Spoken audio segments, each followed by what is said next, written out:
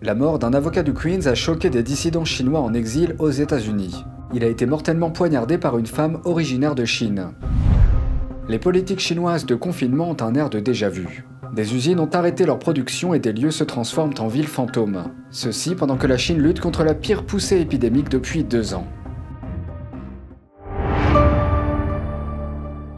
Bonsoir et bienvenue dans Regard sur la Chine.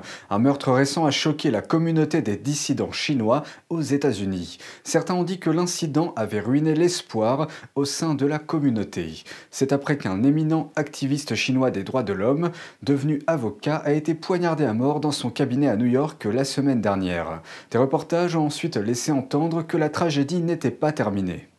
Li Jingjin, avocat basé dans le Queens, se battait depuis longtemps pour la démocratie en Chine. Âgé de 66 ans, il a également travaillé bénévolement pour de nombreuses affaires de droits de l'homme aux États-Unis. Il est mort dans les locaux de son cabinet à Flushing, à New York, après avoir été poignardé par un ou une cliente en colère. La police a arrêté Zhang Xiaoning, soupçonné de meurtre. Do you regret it? Traitors. You guys should regret the most. You're Chinese, but you want to be anti-CCP.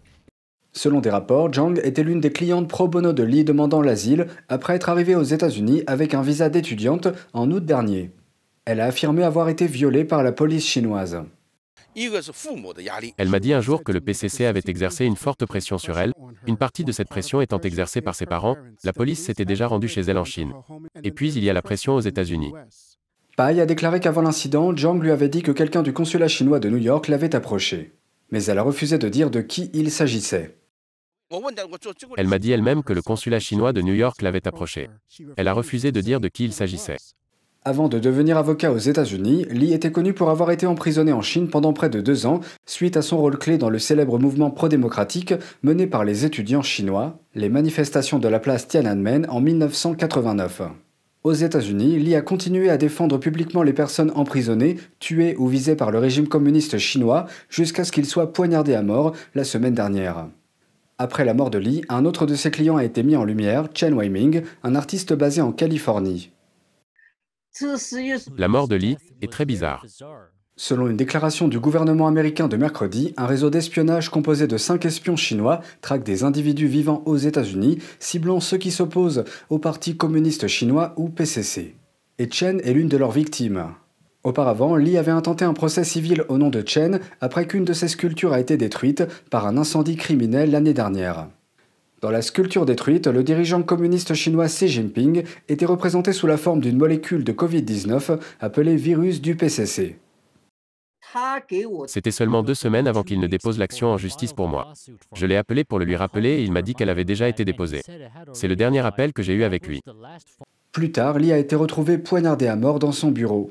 Je dois donc poser une question. Nous poursuivons Matthew, l'espion chinois, et le patron derrière lui. Eh bien, il s'avère maintenant que le grand patron derrière lui est le Parti communiste chinois.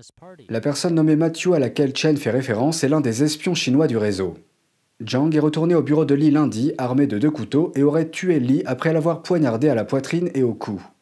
Radio Free Asia a rapporté que le type de blessure subie par Li lors de l'attaque suggère que son assaillant ou assaillante avait reçu, je cite, un entraînement professionnel. Au tribunal, Zhang a été accusé de meurtre au second degré et de possession illégale d'une arme au 4e degré. Si elle est reconnue coupable, elle risque la prison à vie. Si vous achetez en ligne un article fabriqué en Chine, il est probable qu'il ait été produit à Shenzhen, la 5e ville la plus peuplée de Chine. Mais maintenant, Shenzhen est sous confinement. Les autorités ordonnent aux habitants de rester à la maison en raison d'une vague de virus. Comment est la vie là-bas ? Nous en avons un aperçu grâce à un habitant de Shenzhen à qui nous avons donné un pseudonyme pour protéger son identité. Nous sommes tous confinés à l'intérieur du bâtiment. Nous ne sommes pas autorisés à sortir. Du lundi 14 mars à ce jour, Jack n'a pas pu quitter son domicile. Ceci après qu'un immeuble de son quartier a signalé 2 infections. 2 personnes ont été diagnostiquées avec le Covid-19. Et pour tous ceux qui vivent au même étage, on leur a demandé de partir pour le centre d'isolement la nuit dernière. Il dit qu'il y a au moins 24 unités dans le bâtiment maintenant vides car tous les résidents ont été mis en isolement. Et les résidents de son immeuble n'ont pas le droit de quitter leur appartement. Je suis un peu inquiet parce que même si je suis une personne en bonne santé, si on considère que je suis en contact proche ou avec quelqu'un qui a été diagnostiqué avec le Covid-19, On me demandera d'aller au centre d'isolement, de quitter mon logement. Et en fait, j'ai des animaux domestiques à la maison. Et si on me demande de quitter ma maison pendant 14 jours, je ne sais pas quoi faire de mes animaux de compagnie. Un autre immeuble du district de Luohu a été bouclé après qu'une seule infection a été signalée dans un immeuble voisin. Chaque jour, les agents de santé testent tous les résidents pour le virus dans leur logement. Lorsqu'ils sont bloqués à l'intérieur, ils ne peuvent commander de la nourriture que par le biais d'une livraison sans contact. Mais dans le district de Bao'an, certains habitants affirment que la livraison de nourriture sans contact n'est plus possible. Dans certaines vidéos partagées en ligne, on voit des travailleurs chargés de livrer des vivres à Shenzhen dormir dans la rue à l'extérieur des bâtiments fermés. Un hôpital de fortune est en construction dans la ville enneigée de Jilin, au nord de la Chine. Doté de 6000 lits, l'établissement est censé ouvrir en début de semaine. Selon le radiodiffuseur d'État chinois CCTV, la première phase de construction devrait être terminée à cette date. Ce nouvel établissement est mis en place alors que la ville est confrontée à une récente recrudescence des cas de Covid-19. Les responsables chinois préviennent que le contrôle de la propagation du virus devient de plus en plus difficile puisque plus de 12 de régions ont récemment signalé des infections. Des images prises par un drone jeudi ont montré un autre projet de construction, un centre d'isolement à Hong Kong, à côté du terminal de croisière Kai Tak. Selon le gouvernement de la ville, l'installation comptera 1000 lits. Les infections ont explosé dans la ville, submergeant les cliniques et les hôpitaux locaux. Les autorités locales ont déployé des ouvriers et des matériaux de construction en provenance de Chine continentale pour accélérer la construction du nouveau bâtiment. La dirigeante de Hong Kong, Carrie Lam, a déclaré qu'elle examinerait les restrictions liées au Covid-19 dans les prochains jours. Cela comprend des mesures de distanciation sociale, des mises à jour des restrictions aux frontières et une proposition de tests de masse. Le principal responsable de la politique financière de la Chine a promis la stabilité du marché boursier chinois à l'avenir. Cette promesse intervient après la chute des actions chinoises cette année qui a fait disparaître environ 1,3 billion d'euros, soit 17% de la valeur de marché du principal indice chinois. Mais les paroles du responsable politique vont-elles rétablir le calme dans l'économie chinoise? Les investisseurs seront-ils plus nombreux à vouloir investir sur le marché chinois? Les responsables chinois ont déclaré mercredi dernier qu'ils introduiraient des mesures puissantes de cotation pour réduire les risques dans l'économie chinoise. Mais les paroles positives de Pékin vont-elles rétablir la confiance des investisseurs dans le marché chinois? Milton Ezrati, économiste en chef de l'agence de communication financière Vested, déclare que les investisseurs ne sont pas convaincus. Les mots ne suffiront pas. Ils veulent voir la couleur de son argent, pour utiliser une vieille expression occidentale. Ils veulent que le gouvernement fasse quelque chose, pas seulement en parler.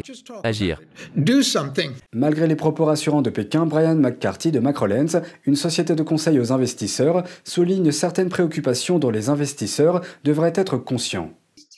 Le fait que les entreprises technologiques chinoises soient de plus en plus contrôlées et que l'on considère qu'elles existent pour servir l'État en premier lieu et leurs actionnaires en second lieu. Il y a également des inquiétudes géopolitiques à considérer. Si les États-Unis sanctionnent la Chine et que nous passons à un découplage mondial rapide et très sérieux, alors la technologie chinoise et tout le reste va s'effondrer, et le S&P aussi. Ezrati souligne également des préoccupations pour les investisseurs. La mauvaise créance est toujours aussi mauvaise, et la menace que d'autres entreprises fassent défaut est toujours présente. Tous ceux qui sont impliqués dans le marché chinois sont bien conscients de ce risque. McCarthy et Ezrati donnent quelques conseils à tous ceux qui cherchent à investir en Chine. Je n'aurais jamais, au cours des 15 dernières années, je n'aurais pas pu dire que j'investirais en Chine sans réserve.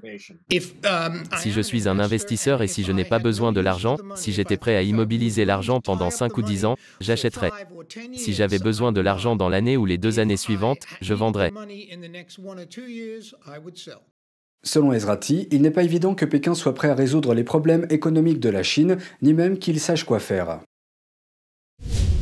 C'est tout pour aujourd'hui, merci d'avoir suivi Regard sur la Chine, on se retrouve demain pour une nouvelle émission, prenez soin de vous et à bientôt.